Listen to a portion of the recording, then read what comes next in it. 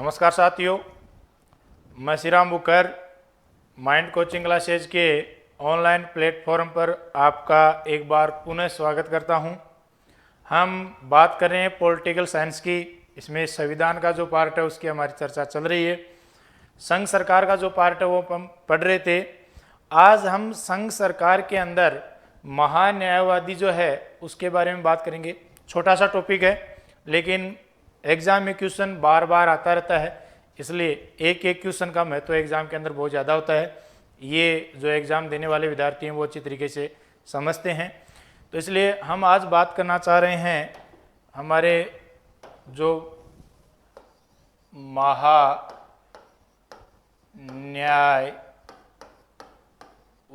हैं इनकी। महान्यायवादी आप कह सकते हैं इन्हें अटॉर्नी जनरल। तो देखिएगा, महान्यायवादी की हम बात करें तो सबसे पहले हम बात करते हैं कि महान्यायवादी पद का जो प्रावधान है वो कौन से देश के संविधान से लिया गया है। तो ये जो प्रावधान है ये ब्रिटेन के संविधान से लिया गया, यूके के संविधान से इसका प्रावधान लिया गया है। तो प्रश्न कई बार आते हैं एग्जाम के अंदर कि इस पद का प्रावधान कहाँ से लिया गया है या ये व्यवस्था हमारे देश में कहाँ से ग्रहण की गई है। क्योंकि देखिएगा, भारत का जो संविधान है ना वो उधार का संविधान है, यानी हमने बहुत सारे देश हैं, लगभग 60 देश जो हैं उनके संविधानों का अध्ययन किया था हमारे संविधान सभा के सदस्यों ने। उसके बाद में लगभग 11 देशों के जो संविधान है उनसे बहुत सारी महत्वपूर्ण बातें, प्रावधान हैं वो हमारे संविधान में शामिल किए गए थे। तो इसलिए प्रश्न आते हैं, सीधा प्रश्न भी पूछा जाता है। कई बार एग्जामिनर क्या करता है कि आपके मिलान वाले प्रश्न भी आपसे करवाता है, कई बार असंगत छाटी ऐसे प्रश्न भी आपके यहाँ से बनाता रहता है। इसलिए ये चीज़ें आपको ध्यान में रखनी पड़ेंगी। तो महान्यायवादी या अटॉर्नी जनरल बोलिएगा, इसके पद का प्रावधान हमने कौन से देश के संविधान से ग्रहण किया? ब्रिटेन से ग्रहण किया। इसके बाद में नेक्स्ट बात करते हैं कि हमारे संविधान का एक अनुच्छेद है 76। इस अनुच्छेद 76 में महान्यायवादी जो हैं इसके पद का प्रावधान किया गया है। अब अनुच्छेद में आपके प्रावधान है तो इसका मतलब क्या है? यह एक संवैधानिक पद भी है। प्रश्न एग्जाम में ऐसे भी पूछे जाते हैं कि निम्न में से कौन से पद संवैधानिक हैं, कौन सा पद संवैधानिक नहीं है। तो अनुच्छेद 76 में महान्यायवादी पद का प्रावधान किया गया। अब अगर आपसे संविधान के भाग के बारे में बात कर ले कि संविधान के कौन से भाग में इसकी व्यवस्था है, तो हम कौन सा भाग पढ़ रहे हैं? हम पढ़ रहे हैं संघ सरकार वाला। और संघ सरकार जो है इसका उल्लेख संविधान के कौन से भाग में किया गया है? भाग 5 में किया गया है। अब भाग 5 के भी आपके कौन से अध्याय में, भाग 5 के भी कौन से अध्याय में आपके महान्यायवादी पद का प्रावधान है?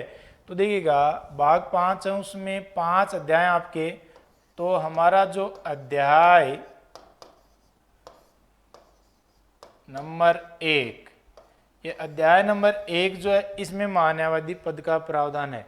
अध्याय नंबर जो 1 है वो अनुच्छेद 52 से लेकर 78 तक में। और हम कौन से अनुच्छेद की बात कर रहे हैं?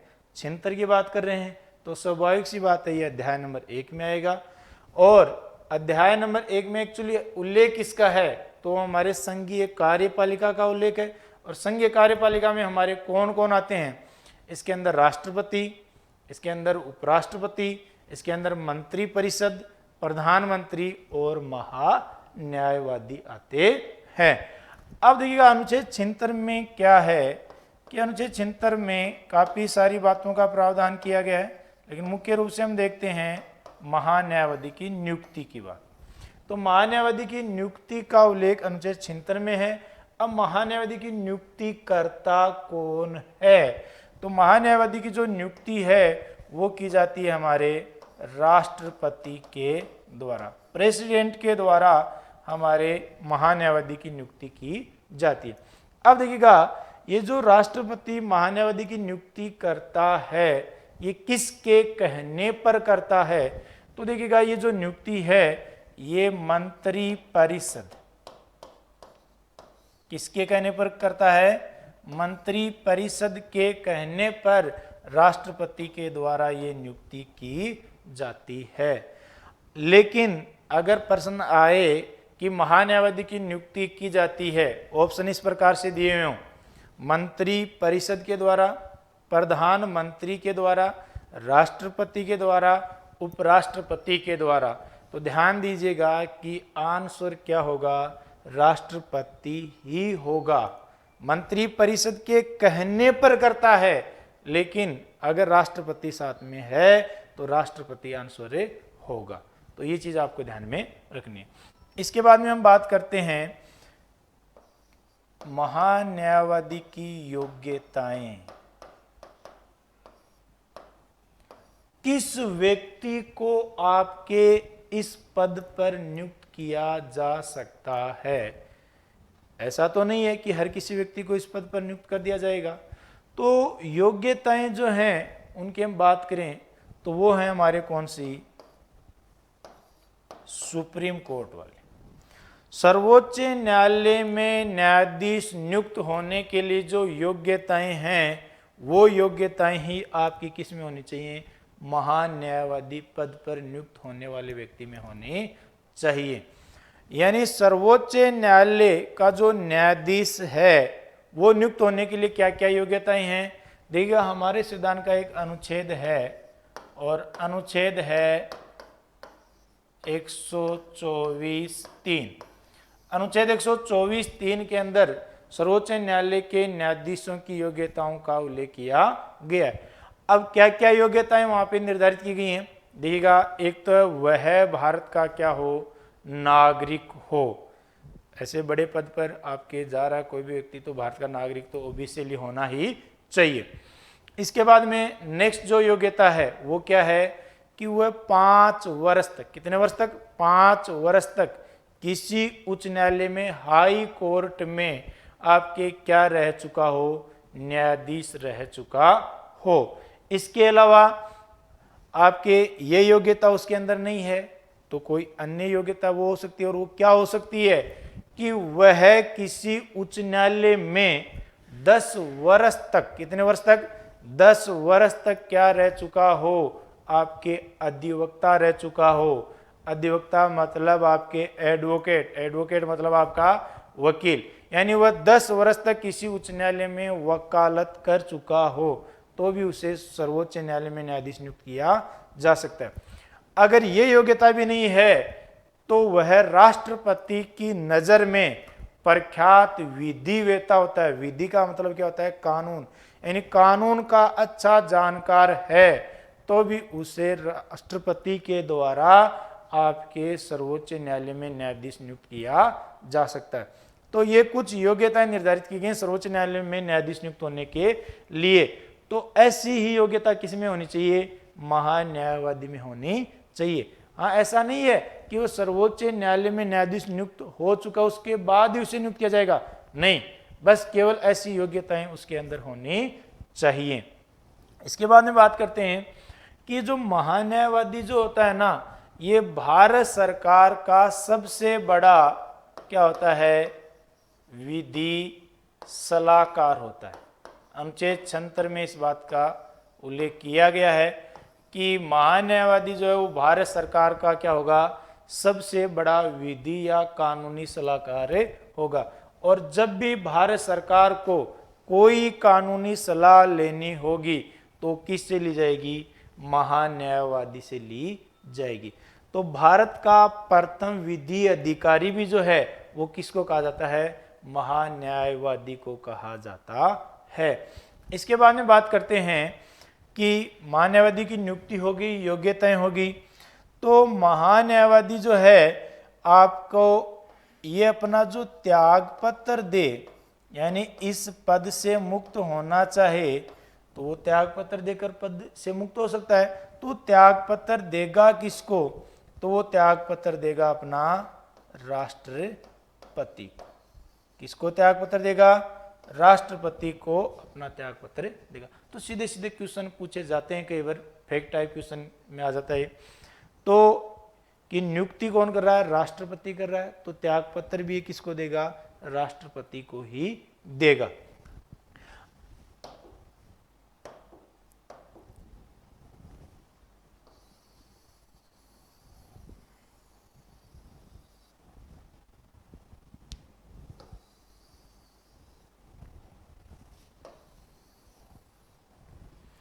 अब इसके बाद में हम नेक्स्ट बात करते हैं कि हमारे जो महान्यायवादी है इसको पद से हटाना, पद से हटाना। तो देखिएगा पद से कौन हटा सकता है, तो इसे पद से हटा सकता है कौन है, राष्ट्रपति। कौन हटा सकता है, राष्ट्रपति। देखिएगा अनुच्छेद 4, अनुच्छेद 4 में क्या लिखा हुआ है, 4 में लिखा हुआ है कि महान्यायवादी जो है वो राष्ट्रपति के प्रसाद पर्यंत, राष्ट्रपति के प्रसाद पर्यंत अपने पद पर कार्य करेगा। तो इस प्रसाद पर्यंत का मतलब क्या है कि जब चाहे तब राष्ट्रपति है वो महान्यायवादी को पद से हटा सकता है। जब आपने राष्ट्रपति टॉपिक पढ़ा है उसमें आपने पढ़ा होगा कि कुछ महत्वपूर्ण पदाधिकारी हैं जो राष्ट्रपति के प्रसाद पर्यंत अपने पद पर कार्य करते हैं, यानी राष्ट्रपति की इच्छा तक अपने पद पर कार्य करते हैं।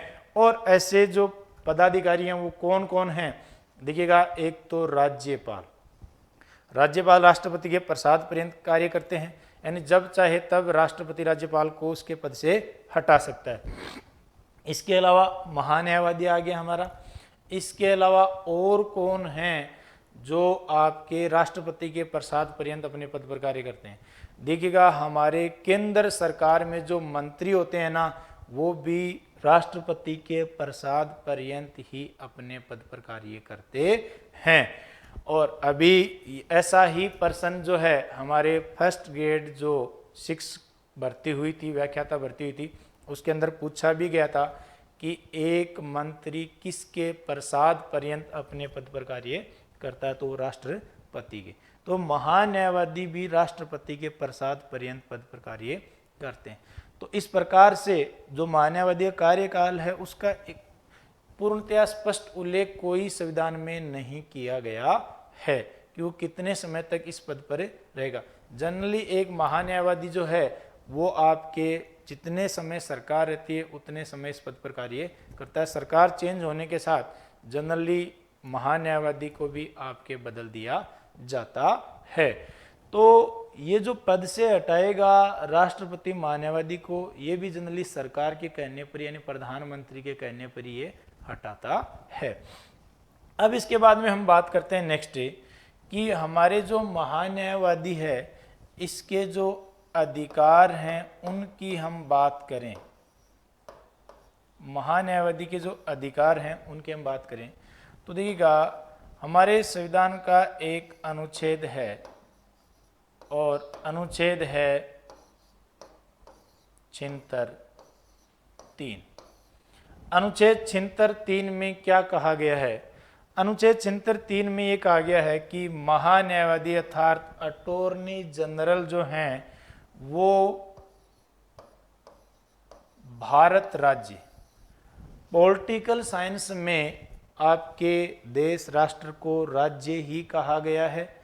तो भारत जो राज्य है इसके जो भी न्यायालय हैं, क्या हैं, जो भी न्यायालय हैं इनमें आपके ये उपस्थित हो सकता है। ठीक है, तो न्यायालयों के अंदर हमारे संविधान से संबंधित मामले हैं, विधि से संबंधित मामले हैं, वो ज़्यादातर आपके वहाँ पर होते हैं। तो उनके अंदर जाकर ये उपस्थित हो सकता है और वहाँ पर सरकार की ओर से पैरवी कर सकता है। तो ये चीज़ ध्यान रखिएगा। इसका उल्लेख संविधान कौन से अनुच्छेद में, 76(3) में है कि भारत राज्य क्षेत्र के किसी भी न्यायालय में महान्यायवादी उपस्थित हो सकता है। अब देखिएगा, ये जो महान्यायवादी होता है, ये भारत सरकार से संबंधित जो भी आपके मामले होते हैं उनकी न्यायालयों में जाकर क्या करता है, पैरवी करता है। इसी कारण महान्यायवादी जो है इसे आपके भारत सरकार का वकील कहा जाता है। क्या कहा जाता है इसे? भारत सरकार का वकील। तो प्रश्न आ सकता है कि भारत सरकार का वकील है वो किसे कहा जाता है, किस विधि अधिकारी को कहा जाता है? महान्यायवादी को कहा जाता है। प्रश्न ऐसे भी पूछ सकता है एग्जाम कि भारत का सबसे बड़ा विधि जो आपके अधिकारी होता है वो कौन होता है? महान्यायवादी होता है। इसके बाद में हम नेक्स्ट बात करें और क्या अधिकार हैं महान्यायवादी के पास। तो देखिएगा, हमारे एक अनुच्छेद है, अनुच्छेद 88। अनुच्छेद 88 जो है उसमें आपके क्या प्रावधान किया हुआ है? अनुच्छेद 88 में प्रावधान किया गया है कि महान्यायवादी कौन है? महान्यायवादी व मंत्री, महान्यायवादी व मंत्री संसद कौन है? संसद के दोनों सदनों की किसी भी कार्यवाही में क्या ले सकते हैं? भाग ले सकते हैं। तो यहां से प्रश्न बहुत बार एग्जाम में पूछा था, इस चीज को आप ध्यान रखिएगा। तो पहले तो हम बात करते हैं अनुच्छेद 88 की। कौन से अनुच्छेद में इसका उल्लेख है? अनुच्छेद 88 में क्या प्रावधान है? अनुच्छेद 88 में कि महान्यायवादी और हमारे केंद्र सरकार में जो मंत्री है वो हमारी जो संसद है इसके दो सदन, एक लोकसभा और एक राज्यसभा, दोनों सदनों की किसी भी कार्यवाही में भाग ले सकते हैं, वहां पर जाकर अपने विचार प्रकट कर सकते हैं। ठीक है। अब देखिएगा, संसद में आपकी क्या होता है? हमारे कानून निर्माण की जो प्रोसेस है वो कंप्लीट की जाती है। तो अब महान्यायवादी कौन है? आपके विधि अधिकारी है, कानूनी अधिकारी है, यानी कानून का अच्छा नॉलेज रखने वाला व्यक्ति है। तो जब भी आपके वहां पर कोई विधेयक लाया जाता है किसी भी विषय पर कानून बनाने के लिए, तो उसके ऊपर ये सरकार को अपनी राय दे सकता है, अपने विचार वहां पे प्रकट कर सकता है कि इसमें ऐसा नहीं कीजिएगा या इसमें ये परिवर्तन कीजिएगा, या इसमें ये नई चीज जोड़िएगा, ऐसी बातें ये वहां पर कर सकता है। लेकिन जब भी संसद के किसी भी सदन में आपके उस विधेयक पर या उस बिल पर मतदान करवाया जाता है तो ये जो महान्यायवादी है आपके मत का प्रयोग नहीं कर सकता। अब देखिएगा, ये मत का प्रयोग कर क्यों नहीं सकता? क्योंकि ये महान्यायवादी जो है ये हमारे संसद के किसी भी सदन का क्या नहीं होता है? सदस्य नहीं होता है। तो जब संसद का सदस्य नहीं है तो आपके ये मत का प्रयोग भी कैसे कर सकता है? अब देखिएगा, साथ में हम बात कर रहे हैं यहाँ पर मंत्री की भी, कि मंत्री के जो अधिकार है उनका भी उल्लेख यहाँ पर अनुच्छेद 88 में। तो एक मंत्री है वो भी संसद के दोनों सदनों की किसी भी कार्यवाही में भाग ले सकता है, अपने विचार प्रस्तुत कर सकता है, लेकिन वो मत का प्रयोग भी कर सकता है। देखिए, महान्यायवादी मत का प्रयोग नहीं कर सकता क्योंकि ये संसद का सदस्य नहीं है, लेकिन मंत्री मत का प्रयोग कर सकता है। क्यों कर सकता है? क्योंकि मंत्री को संसद के किसी ना किसी सदन का सदस्य होना पड़ेगा। तो इसलिए वो जिस भी सदन का सदस्य होता है तो वो क्या कर सकता है? आपके उस सदन में मत का प्रयोग कर सकता है उस विधेयक पर। देखिएगा, अभी हमारे कुछ विधेयक लाए गए, तो आपने देखा होगा कि जैसे नागरिकता संशोधन जो विधेयक है वो लाया गया। तो नागरिकता संशोधन जो विधेयक है उसके संदर्भ में अमित शाह जो हमारे देश के गृह मंत्री हैं, तो वो आपके कौन से सदन में बोलते हैं उसके ऊपर आपके राज्यसभा में वो अपने विचार रखते हैं, जबकि वो आपके क्या हैं? लोकसभा के सदस्य हैं। तो एक मंत्री को यह अधिकार है कि वो संसद के किसी भी सदन में जाकर अपने विचार प्रकट कर सकता है। महान्यायवादी को भी अधिकार है, लेकिन महान्यायवादी मत का प्रयोग नहीं कर सकता है, जबकि मंत्री है वो मत का प्रयोग कर सकता है। इस चीज का विशेष रूप से ध्यान रखेंगे।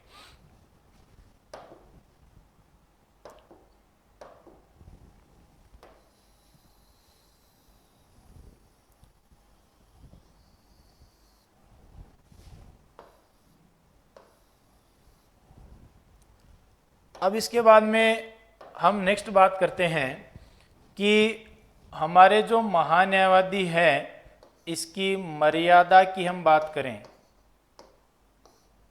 इसकी बात करें मर्यादा की, तो देखिएगा आपके महान्यायवादी जो है वो सरकार के खिलाफ, किसके खिलाफ है? सरकार के खिलाफ आपके किसी भी न्यायालय में पैरवी नहीं कर सकता। इस चीज़ का आप ध्यान रखिएगा। क्यों? क्योंकि देखिए महान्यायवादी वो कौन है? आपके सरकार का सबसे बड़ा विधि सलाहकार है, तो आपके सरकार के हर मामले की से पूरी जानकारी रहती है। आपके जो सरकार है उसकी कमजोरियां हैं उनका भी इसे पता रहता है। इसलिए आपके ये प्रतिबंध लगाया गया इसके ऊपर कि आपके इस पद से हटने के बाद वो आपके सरकार के खिलाफ या इस पद पर रहते हुए भी सरकार के खिलाफ किसी न्यायालय में पैरवी नहीं कर सकता। इसके अलावा जो महान्यायवादी है वो आपके प्राइवेट प्रैक्टिस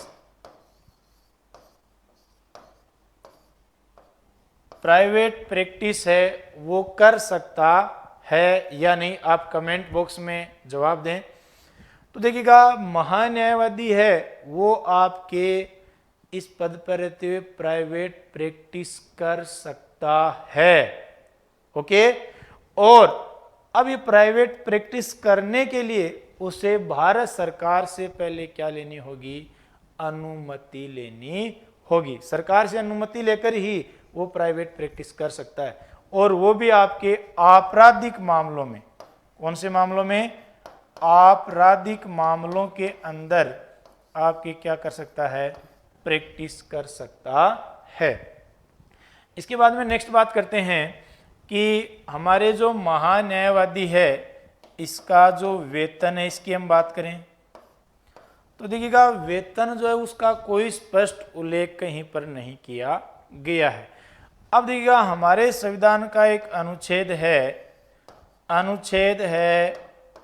105(4) का सब क्लोज जो 4 है उसमें क्या प्रावधान कर रखा है कि जो हमारे जो सांसद हैं उनको कुछ उन्मुक्तियां और विशेष अधिकार दिए गए हैं, तो वो ही आपके उन्मुक्तियां और विशेष अधिकार किसको भी प्राप्त होंगे? महान्यायवादी को भी प्राप्त होंगे। तो इस चीज का भी आप ध्यान रखें कि वेतन का स्पष्ट उल्लेख कहीं पर नहीं है, क्योंकि इसको वेतन आपके केस के हिसाब से, पर डे के हिसाब से अलग अलग प्रकार से दिया जाता है। और आपके वेतन का जो निर्धारण है वो कौन करता है? ये एक बहुत अच्छा क्वेश्चन आपके लिए हो सकता है।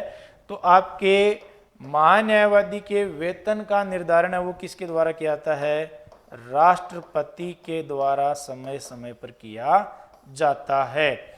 अब ये जो वेतन है ये आपके दिया कहां से जाता है? तो ये जो वेतन है ये हमारे संचित निधि से दिया जाता है। ये एक और महत्वपूर्ण बात है कि महान्यायवादी को वेतन कहां से दिया जाता है? संचित निधि से दिया जाता है। इसके बाद में बात करते हैं नेक्स्ट कि हमारे जो महान्यायवादी हैं इसके संदर्भ में कुछ फैक्ट टाइप बातें हैं उनकी भी हम बात कर लें।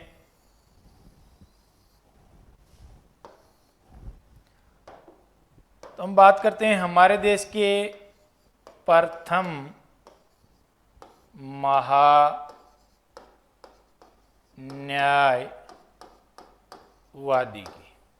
हमारे देश के पहले जो महान्यायवादी बने वो कौन बने थे? तो देखिएगा वो बने थे MC शीतलवाड़।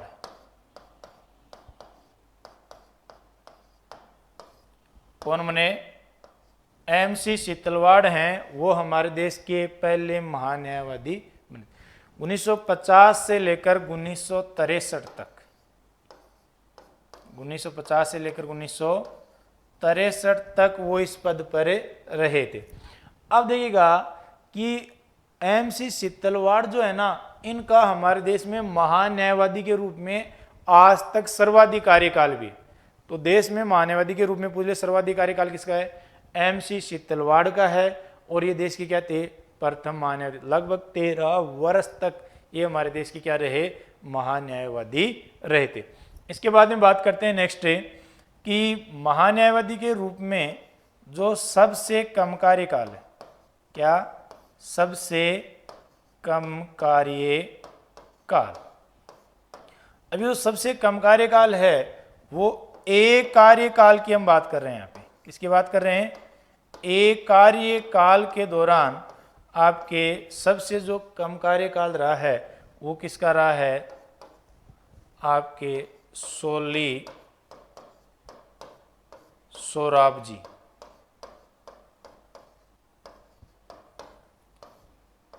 सोली सोराबजी जो हैं, इनका आपके एक कार्यकाल के दौरान महान्यायवादी के रूप में क्या है? सबसे कम कार्यकाल है। देखा, सोली सोराबजी और एक बनर्जी नाम के जो महान्यायवादी हैं वो दो बार आपके क्या बने हैं? देश के महान्यायवादी बने हैं। ये भी आप थोड़ा सा ध्यान रखें। इसके अलावा हम बात करें कि वर्तमान महान्यायवादी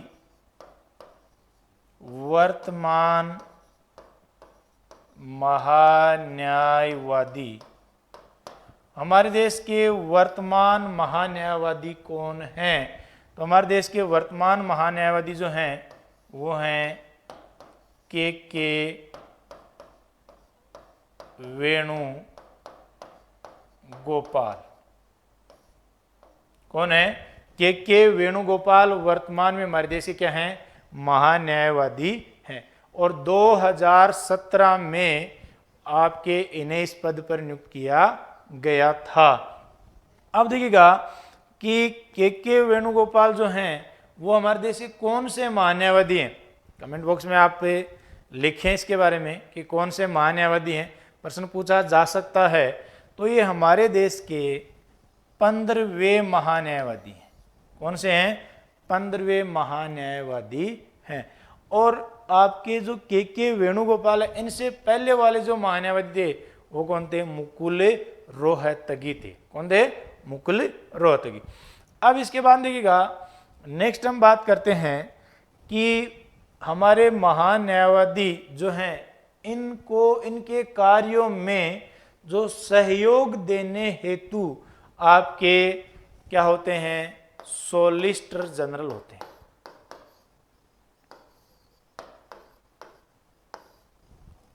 क्या होते हैं? Solicitor general. तो ये जो सॉलिसिटर जनरल है, इसे हमारे देश का दूसरा सबसे बड़ा विधि आपके अधिकारी माना जाता है। देश का पहला सबसे बड़ा विधि अधिकारी कौन है? महान्यायवादी या अटॉर्नी जनरल बोल दीजिएगा आप।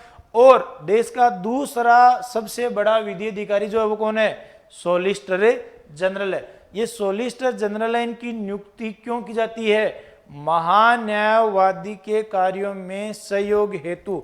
देखिएगा, भारत सरकार के बहुत सारे मामले होते हैं जिनकी न्यायालयों में जाकर पैरवी महान्यायवादी करता है, लेकिन ये मामले बहुत ज़्यादा हो जाएं तो उस स्थिति के अंदर न्यायालयों में आपके सरकार के मामलों की जाकर पैरवी कौन करता है? सॉलिसिटर जनरल करता है। और आजकल आप देख रहे हो भारत सरकार के बहुत सारे मामलों की आपके न्यायालयों में जाकर पैरवी सॉलिसिटर जनरल तुषार मेहता कर रहे हैं। इसके बाद देखिएगा, ये जो सॉलिसिटर जनरल हैं आपके, इनके नीचे आपके एक अपर सॉलिसिटर जनरल भी होते हैं। क्या होता है? अपर सॉलिसिटर जनरल भी होता है। तो ये अपर सॉलिसिटर जो जनरल है ये देश का तीसरा सबसे बड़ा विधि अधिकारी माना जाता है। और अपर सॉलिसिटर जनरल जो हैं वो ये जो सॉलिसिटर जनरल होते हैं इनके सहयोग के लिए नियुक्त किए जाते हैं। तो हमने चर्चा की महान्यायवादी या बोलिएगा अटॉर्नी जनरल। तो ये हमारे जो संघ सरकार का जो पार्ट था वो इसी के साथ कंप्लीट होता है। इसके बाद में हम नेक्स्ट और कोई पार्ट है वो आपके सामने लेकर आएंगे। इसके अलावा मैं आपसे बात करना चाहता हूँ साथियों कि मेरा एक ऐसा विचार है कि आपने ऑफलाइन में लगभग ने पढ़ रखे हैं टॉपिक सभी, तो अब प्रश्नों के हिसाब से आपको प्रैक्टिस से करवा दी जाए। तो आप कमेंट बॉक्स के अंदर आपके इसके पक्ष या विपक्ष में जो भी आपके विचार हैं वो आप ज़रूर लिखिएगा, क्योंकि हम पढ़ रहे हैं लेकिन प्रश्न किस प्रकार के बन रहे हैं और हम कितना सीख पा रहे हैं वो जांचना परखना बहुत ज़्यादा ज़रूरी हो जाता है। आपके लिए भी बहुत ज़्यादा ज़रूरी है और हमारे लिए भी है। हमें भी पता होना चाहिए कि जो स्टूडेंट्स पढ़ रहे हैं वो किस प्रकार से सीख रहे हैं, क्या उन्हें समस्या आ रही हैं प्रश्नों को सोल्व करते समय। तो इसलिए ऐसा एक मेरा विचार है, तो इसलिए आप ज़रूर इसके बारे में अपने विचार हैं वो बताएं। उसके बाद में अगर आपके पॉजिटिव विचार इसके पक्ष में आते हैं तो एक बहुत शानदार तरीके की श्रृंखला है प्रश्नों की आपके सामने उपस्थित की जाएगी। ओके, नमस्कार, मिलते हैं नेक्स्ट क्लास के अंदर।